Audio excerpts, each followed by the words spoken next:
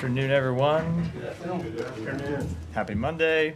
Let's start with some opening comments. Earlier today, extremist settlers reportedly set fire to 20 cars owned by Palestinians in Al-Bira city in the West Bank. When the owners of the vehicles came outside to put out the fires, they report that settlers opened fire on them. The United States is deeply concerned by these and other recent reports of increasing extremist settler violence in the West Bank, including in Jeret al-Khil near Hebron, where Palestinians were attacked by scores of extremist settlers who damaged property, assaulted civilians, and released dogs to attack residents. And in the Palestinian village of Jalud, south of Nablus, where dozens of extremist settlers reportedly killed livestock, attacked homes, and set fire to vehicles. We are also concerned about the increase in reported attacks by extremist settlers that are preventing Palestinians from harvesting their olive crops in the West Bank. These violent actions cause intense human suffering for Palestinians. They threaten Israel's security, make the realization of a two-state solution more difficult, and undermine the prospects for peace and stability throughout the region. It is critical that the government of Israel deter extremist settler violence and take measures to protect all communities from harm, in accordance with its international obligations. This includes intervening, preventing, and stopping such violence. It is further incumbent upon the relevant authorities to do everything possible to de-escalate tensions and hold all perpetrators of violence against civilians equally accountable, no matter the background of the perpetrator or the victim. The United States maintains several measures to promote accountability and combat increasing extremist settler violence. Since February of this year, the United States has imposed sanctions on 14 individuals and 13 entities for undermining peace, security, and stability in the West Bank. As President Biden and Secretary Blinken have emphasized, we will continue to use all tools at our disposal to promote accountability for violence in the West Bank and around the region. That, Matt. Thank you. So just on that, before we get into other related issues, so is there any immediate action coming from these latest incidents? Or? No sanctions that I can announce today, but it is incidents like this in the past that have led us to impose sanctions, and we certainly will be looking at this one as we have looked at others to see, first of all, if the government of Israel takes steps to impose accountability, and if they don't, what we might do on our end. Okay, and have you made your concerns clear to the Israeli government, other than you just saying it? We have. Yes, we have. To whom? To the government of Israel. We had from our embassy to the government. We made clear our concerns. Okay, and that was obviously today. Yeah. Okay. Can I just go to the aid situation in Gaza, or the humanitarian situation in Gaza with the aid? You've seen also that, well, I expect you've seen that Israel has terminated its agreement with UNRWA today, following the passage of the legislation which you opposed early last week. One, what's your reaction to that? And then two, the humanitarian situation in Gaza has gotten worse rather than better since the letter Secretaries Blinken and Austin sent. So how does the end of this agreement with UNRWA affect, in your view, the ability of Israel to meet the conditions laid out in the letter? So first of all, we're reviewing the letter to understand whether there are any immediate implications. We understand that the law doesn't go into effect for 90 days. If this letter means something happening more immediate than 90 days, which would be, happened past a week ago, so something like 83 days from now, that's something we would want to understand and we would want to take into account. But we're endeavoring now to learn exactly what the implication, if any, of that letter is, separate and apart from the legislation that's already passed and has a 90-day timetable on it. We, as you noted, we're quite clear that we oppose that legislation. We have serious concerns about the implications of it being fully implemented, as well as our concerns about the underlying humanitarian situation in Gaza even before Israel passed this legislation that relates to the inability of a sufficient number of trucks to get into Gaza and the inability of humanitarian workers for a variety of reasons to be able to deliver that aid to places inside Gaza, to the people that need it. So we have been engaged with the government of Israel on this since long before we sent the letter, but really about a number of steps that we think they need to take since the Secretary and Secretary of Defense Austin sent that letter on October 14th. The Secretary talked to the Minister of Strategic Affairs on Friday, Ron Dermer, about that, where we stand. I expect that he will talk to further Israeli officials later today about what steps they have already taken, what more they can do. They have told us at various stages that there are a number of steps that they have in process that they haven't completed yet. We're paying close attention to that, and we'll pay close attention to that over the coming days. All right, well, on a scale of 1 to 10, or on any scale that you would like, how have they complied or not complied with the requests or demands, frankly, that were in the letter? Let me do it on a pass-fail instead of trying to give a grade. And that on a pass-fail basis, well, that is a grade. They have, I mean, a letter grade, a percentage grade, a pass-fail. And that as of today, the situation has not significantly turned around. We have seen an increase in some measurements. We've seen an increase in the number of crossings that are open. But just if you look at the stipulated recommendations in the letter, those have not been met at this point. So that's a fail. We're not at the end of the period yet. They have not. If you look at the what we ultimately judge, what we ultimately judge on, which is the results on the ground, the results are not good enough today. Right. No. So that's a fail. They certainly they certainly do not have a passing grade. They have failed. I said they have failed to implement all of the things that we recommend in that letter. Now that said, we are not at the end of the 30-day period, and we are in conversation. It's not the end. It's not the end of the semester. You don't hand out grades in the middle. I suspect that the levity is a little bit inappropriate. No, but look, you guys say they haven't done enough, so it's a fail at this point. We are not at the end of where we are able to make an assessment. But I can tell you, the situation has not been good enough for some time, and the situation has not improved sufficiently in the 21, 22 days, whatever it is, since we sent that letter. Okay. There is still a week or so to go until we reach the end of the period, but there is much more that we need to see them do. Thank you.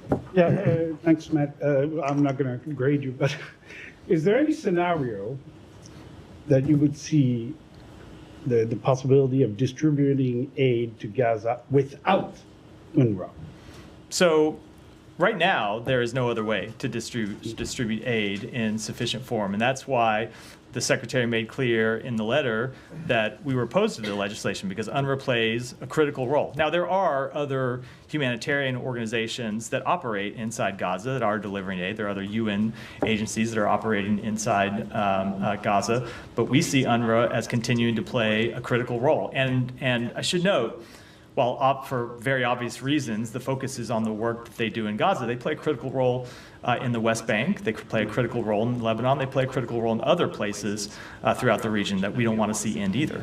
Okay, so you agree that UNRWA plays, and you said it, a crucial role? Absolutely, yeah.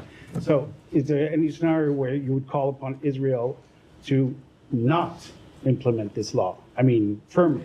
So we do not want to see the law implemented. Now, that said, I don't know whether that's possible under Israeli law, right? Yeah. There's a law that has been passed by the Knesset. I can't give you an opinion about what their legal options are. I know we've seen reports that there may be legal challenges to the law that could see its effect being delayed. But as to what options the government has under legal authority, it's not something I can speak to. But certainly we were opposed to the passage of the law in the first place. Yeah. And so if Israeli law has it that after this 90-day, they don't have a choice but to forbid working with UNRWA.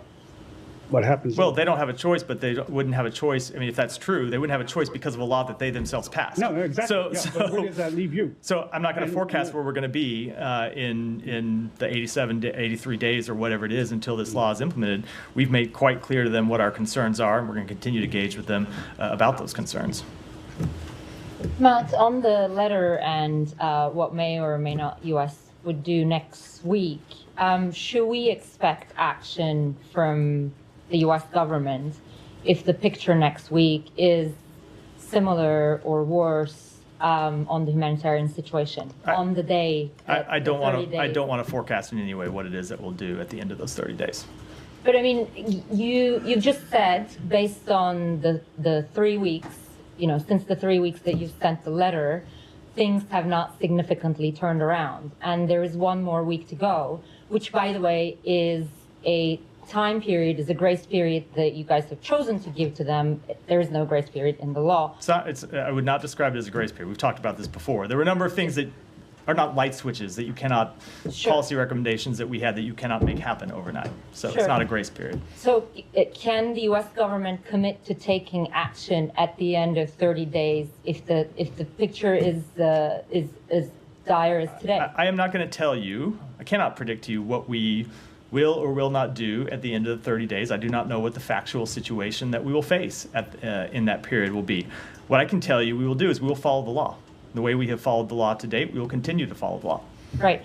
And on what Israel is doing in northern Gaza, they say Hamas is regrouped in this area, and that's why their military and tanks are back there. I'm wondering, what is the U.S. assessment? Is that also the U.S. assessment that this is the case and this is necessary military action? I don't have a military assessment to offer from here. We know that there are Hamas fighters that continue to operate in northern Gaza. The Israelis can speak to what their own assessments are as to what it is that they are targeting in their operations in the north. Is the kind of military campaign that they've been conducting in northern Gaza for the past 3 to 4 weeks, is that acceptable to the United States? We have concerns about specific actions we've seen. You saw me speak last week to the concerns we had about a building that they took down in which 25 children were killed and scores of other civilians were killed. We have great concern about the civilian harm that we saw in that strike and the civilian harm that we've seen in general in operations in northern Gaza. In the same way, we have concerns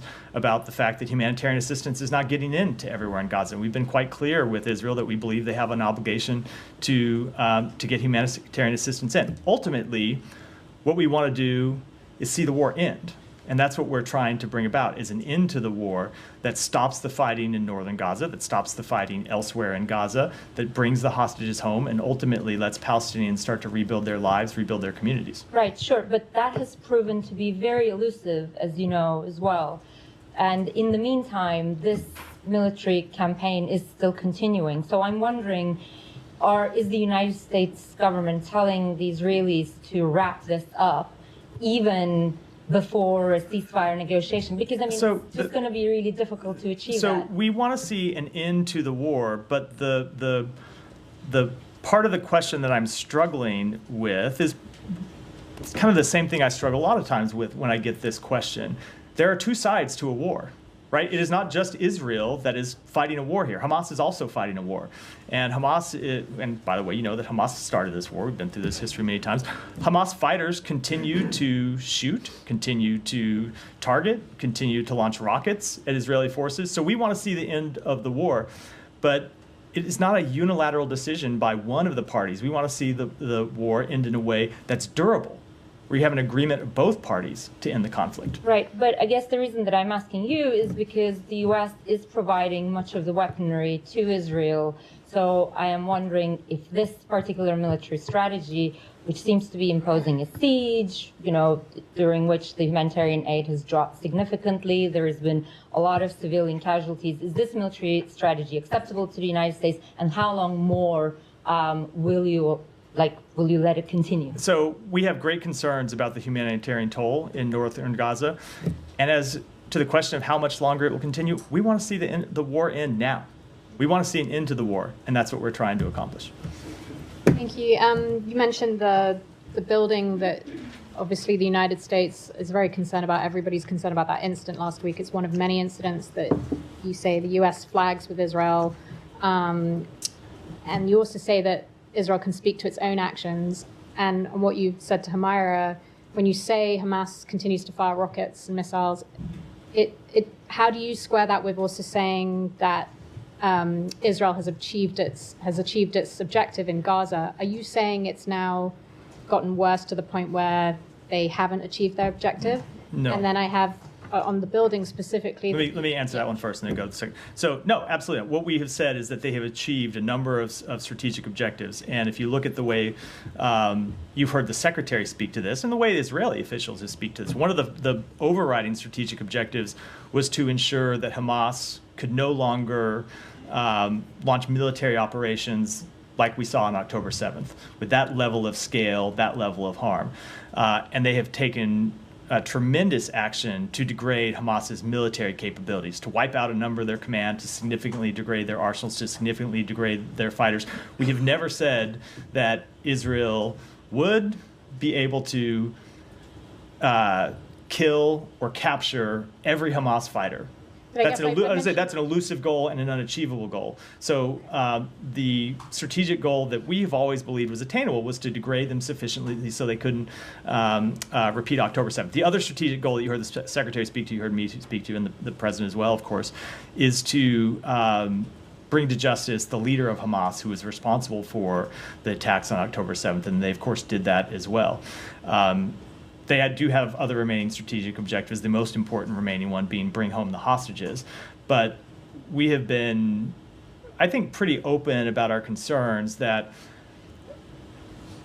Israel cannot afford, for many reasons, economically, diplomatically, in relation to its standing in the world, to just continue to fight a perpetual conflict in Gaza. Right, so that was just me specifically mentioning about the rockets, whether the fact that they can continue to fire rockets, does that then mean that they've basically gone back to not having achieved their strategic goal? But I hear they've achieved their overall strategic goal. We think to get to a point that is long-term sustainable, you have to have a political path forward. Okay, and then on the incident of the building collapsing last week, I think the number was 20. I don't know if that number has changed, but many children were killed. We've had sources in Gaza that have told us that they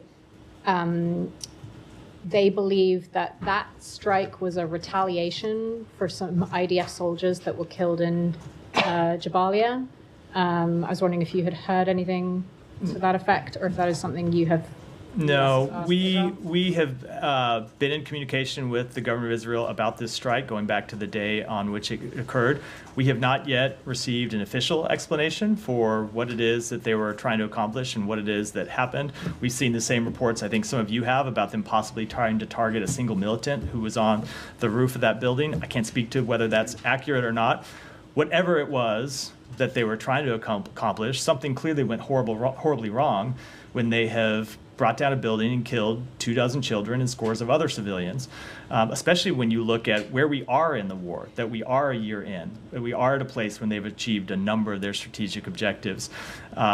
Something is going terribly wrong when you're continuing to have that level of civilian casualties. Okay, and also I know that we're obviously all concerned about northern Gaza, but also we've got sources in Gaza who are saying that the situation with the food shortage is dire across the strip. There are families that, as we know, are eating bread and olive oil, and that's it. Children aren't getting milk, eggs, no protein for months already. Not just affecting, obviously, it's dire in certain parts of Gaza, but to that point, like, is this something that you are?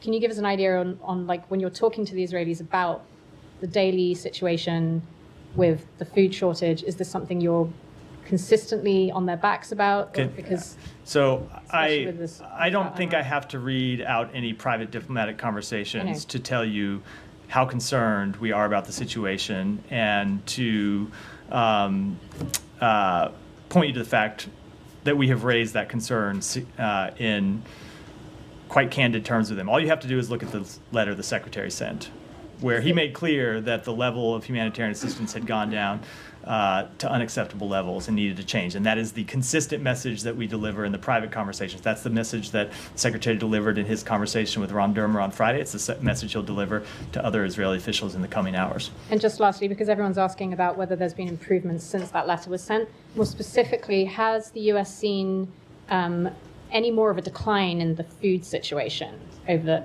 the last week or so? Is that something So I can't give you an assessment of the food situation. We have seen different routes open, and there were days when an increased number of trucks went in. For the actual number of trucks per day, I don't have an assessment standing here. It's all public information. You can look at it from the United Nations and compare the number of trucks that go in 1 week versus the previous week versus a month ago or 2 or 3 months ago. But again, that is only one of the metrics that's important here. It's not just a question of trucks getting to the crossings. The trucks have to then continue to be able to distribute aid to civilians inside Gaza, and there have been significant impediments to that delivery happening as well. Said. Very quickly on settler violence. Now, if there are settlers who committed violence that have U.S. citizenship, would you be able to demand that they be extradited? That's a question you'd have to put to the Department of Justice side. Okay, but as far as, let's say, whatever tradition and so on, It's a Department of Justice question, not a State Department question. All right. Okay, I'll move on. Now, you also said something about UNRWA. We talked about UNRWA.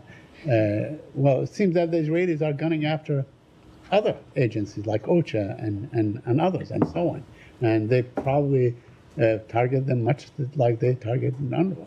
So it seems that they I'm not questioning. I missed whatever report you're referring to. All right. Well, OCHA is basically the spokesman for OCHA. Yeah, I know who they are, but I don't know what report of Israeli targeting you're referring to. But it seems that it's not only UNRWA, but almost any other agency that could possibly, provide the Palestinians with what UNRWA was providing is being targeted. So it's not just one thing. Do you believe? Well, before you go to the question, Right. Is there a specific instance you want to reference that I can respond to? Yes, I mean, just most recently, they disallowed the representative of OCHA from visiting the West Bank and other places. So, that's what they keep saying. They say OCHA is also meddling in their affairs and so on. They are giving cover to Palestinian activists and all kinds of things. My question is the following. Within the 90 days, they have a 90 days before implementing the law against UNRWA. Would the United States lean on Israel to rescind its decision? Of course we want them to see them rescind the decision. We wanted them to not pass it in the first place. Now, Right. I don't really have any illusions if you look at the politics of the Knesset that that's a likely step that they're going to take. If you look at the number of votes by which it passed, but we have great concerns about the passage of the legislation and its implementation. Okay, but the U.S. does not have any leverage to impose on Israel or to say, look, if you do this, we will do this. We may, Said, I know you were here last week and Right, hold on and got my answers to the question about this. Right.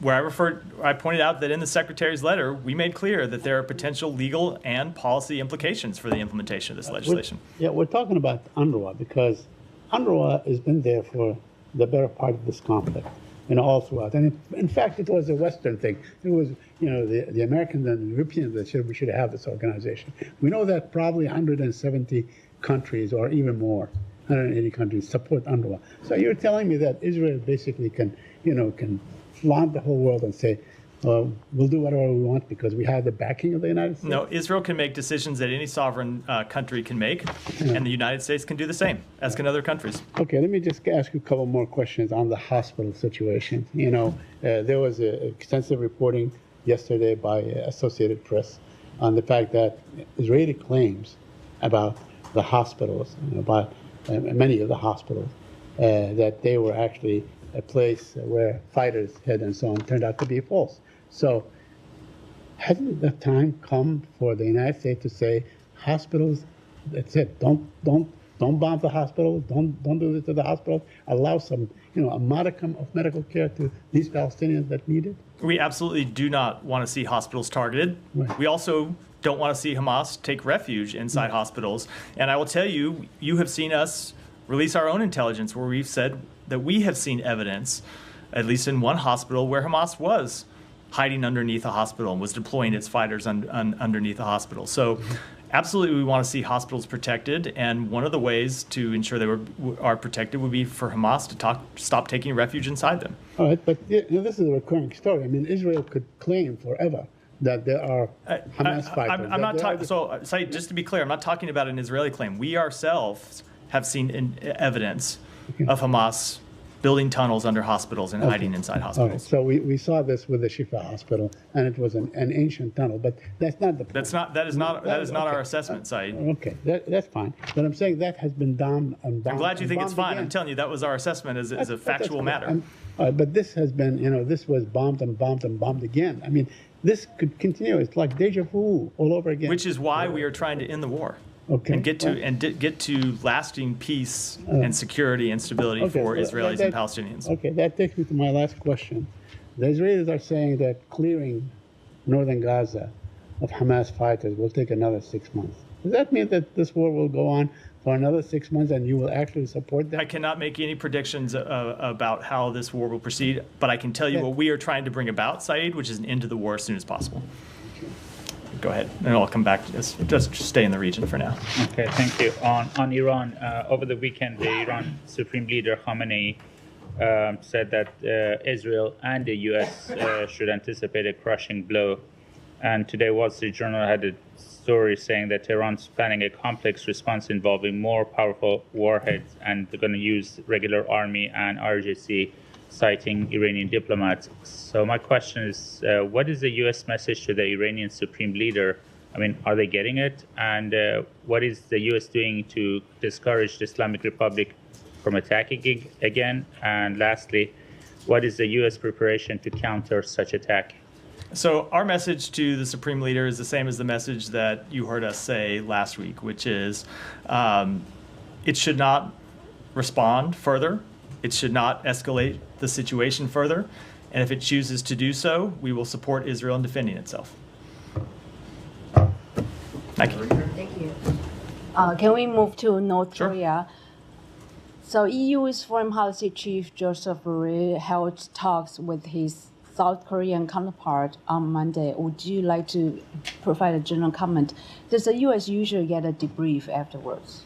We often do in these cases. There's not one that if we have at this point, it hasn't made its way to me. I don't have any comment other than that obviously we support engagement by two of our significant allies. And can you talk about the upcoming consultation between U.S. and its allies? Is it fair to expect a trilateral between the United States, Japan, and ROK on the sideline of next week's APEC? I don't have any announcements to make about scheduling today. The Secretary spoke to his South Korean and Japanese counterparts on Thursday in the wake of North Korea's most recent ballistic missile launch, and we will continue to consult closely with both of those allies of the United States.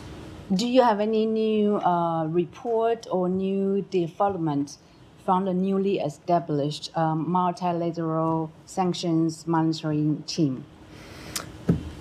Only that we are making positive progress with our partners, but I don't have any specific updates to share beyond that today. And then finally, I'm not sure if you see the tweets that North Korean's foreign minister got a very warm welcome. I have to admit, I'm not following him on Twitter, but.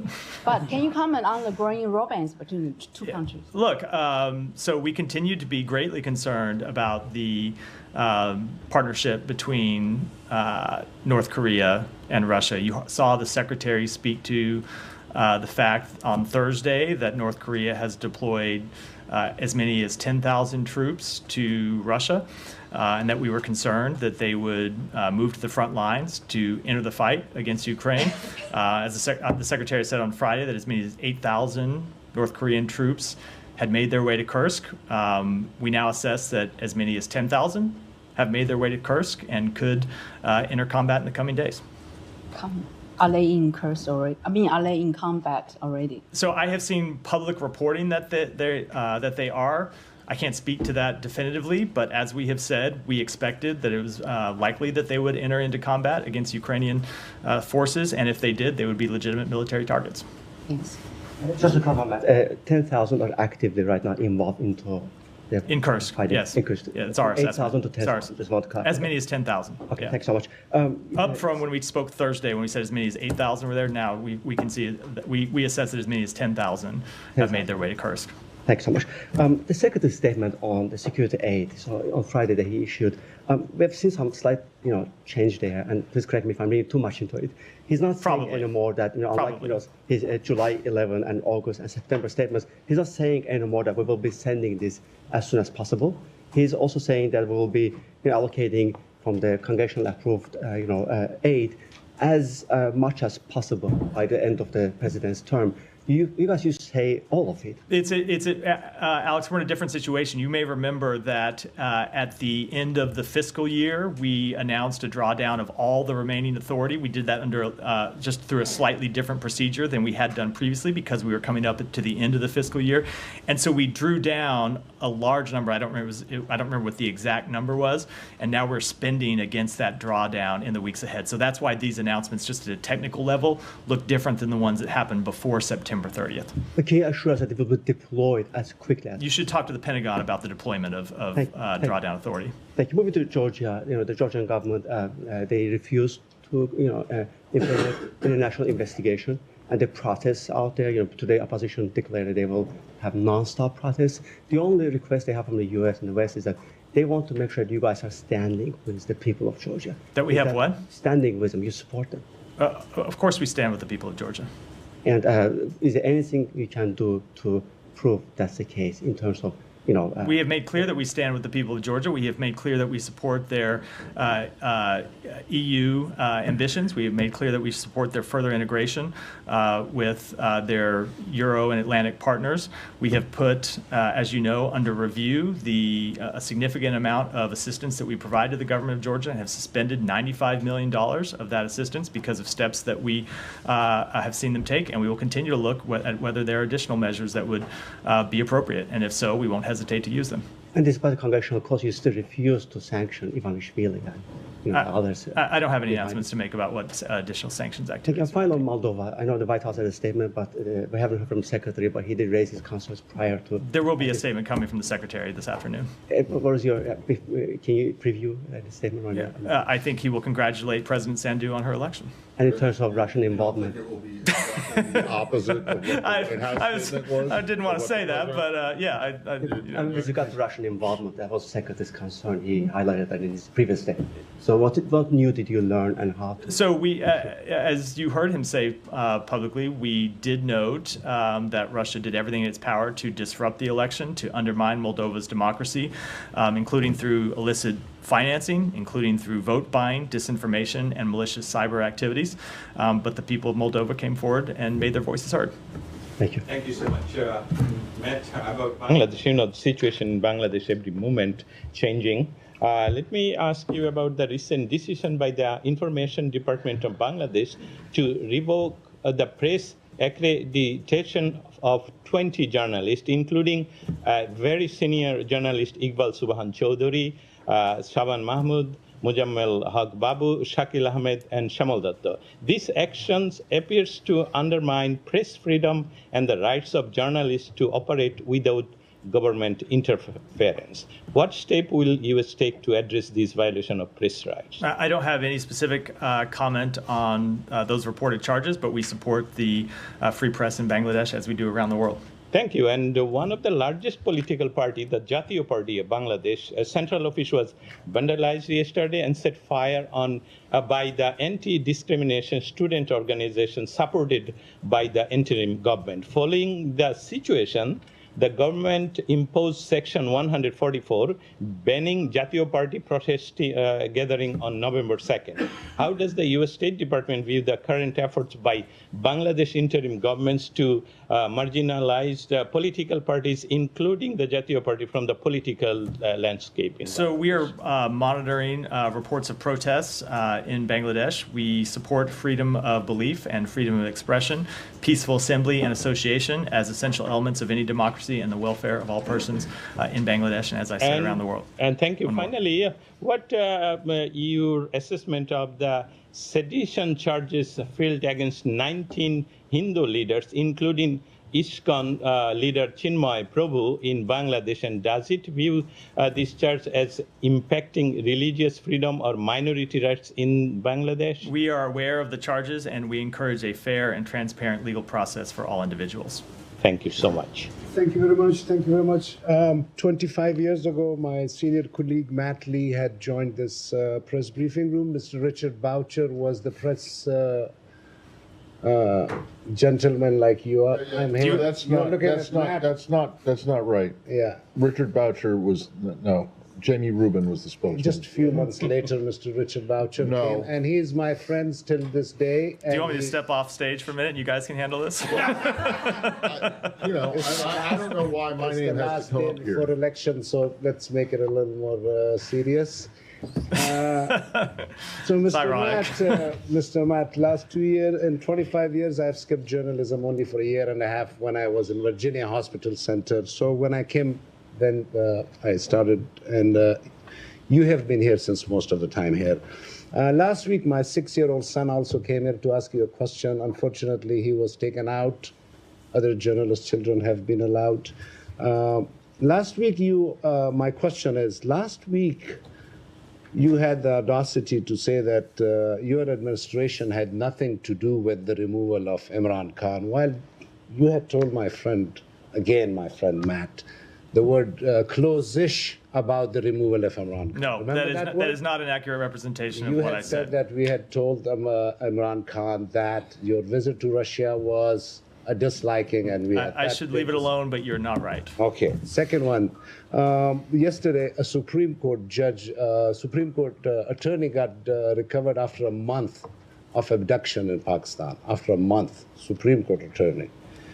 Is that not human rights violations that I personally have been mentioning to you since last 2 years, and you have not once even said to me that Jalil, I'm not aware of that report, so I can't comment on it. But human rights violations I have not brought into your notice on multiple parliamentarians abducted, senators abducted, lawyers abducted. Do you have a question, Jalil? You do not acknowledge that in 2 years you have completely ignored these things. And today is the last day before your election. I want to show this picture to you how I feel as a journalist. All right. In 2 years, the way you have treated me and Kareem. Go ahead, behind. If you have a question. You know what, this is, we have,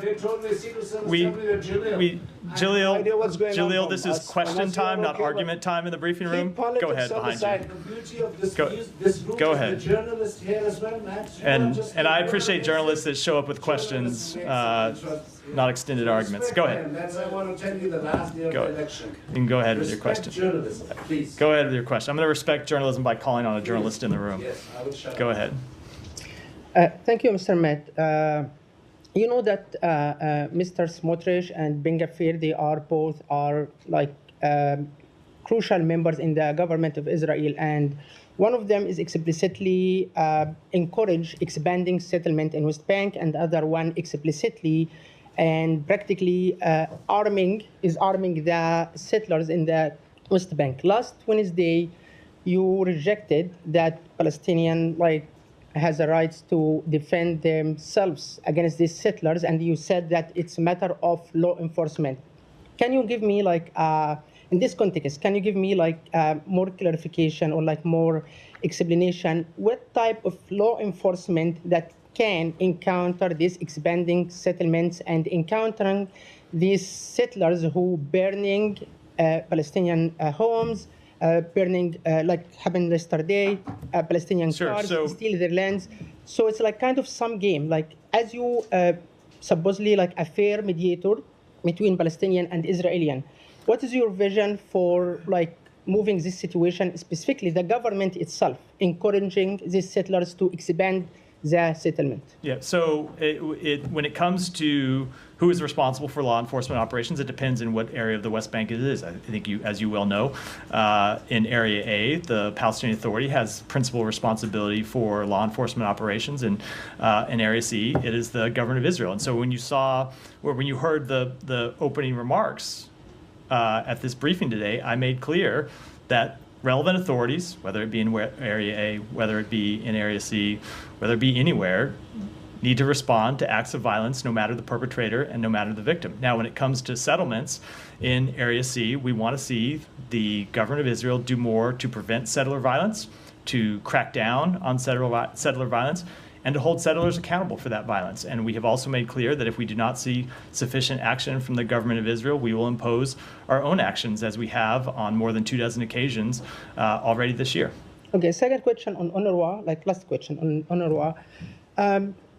Why USA doesn't voluntarily to take action to send teams or organization or something, because as Mr. Saeed said, UNRWA is the most strong and well known about their job, and Israel, it seems not cooperate or not helping for distributing aid and something like that. Why USA doesn't take an action or doing any practical rules in terms of distributing this aid, specifically in Northern Gaza, because some like expertise says it's like kind of fame or kind of like starving. So why USA doesn't play a real action? We have taken significant action to get humanitarian assistance into Gaza. Now, when it comes to that last mile, if you will, the distribution role, we don't have U.S. Government agencies on the ground